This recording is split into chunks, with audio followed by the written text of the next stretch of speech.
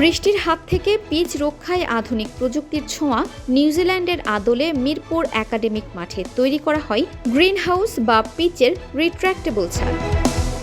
2023 সালে প্রায় 4 কোটি টাকা ব্যয়ে নির্মিত এই কাঠামো নিয়ে ছিল বড় পরিকল্পনা, বড় প্রত্যাশা। কিন্তু বাস্তবে দেখা গেল ভিন্ন চিত্র। ব্যবহারিক জটিলতা আর কার্যকারিতার অভাবে কাঙ্ক্ষিত সুবিধা দিতে পারেনি এই ছাদ। সংশ্লিষ্টদের দাবি, সঠিক রক্ষণাবেক্ষণের অভাব এবং পরিকল্পনার ঘাটতি এই ব্যর্থতার মূল কারণ। ফলে উদ্বোধনের আগেই ভেঙে ফেলার সিদ্ধান্ত নিতে হয়েছে বিসিবিকে। যে প্রকল্পে কোটি টাকা বিনিয়োগ করা হয়েছিল সেটি এখন পরিণত হয়েছে লোকসানে।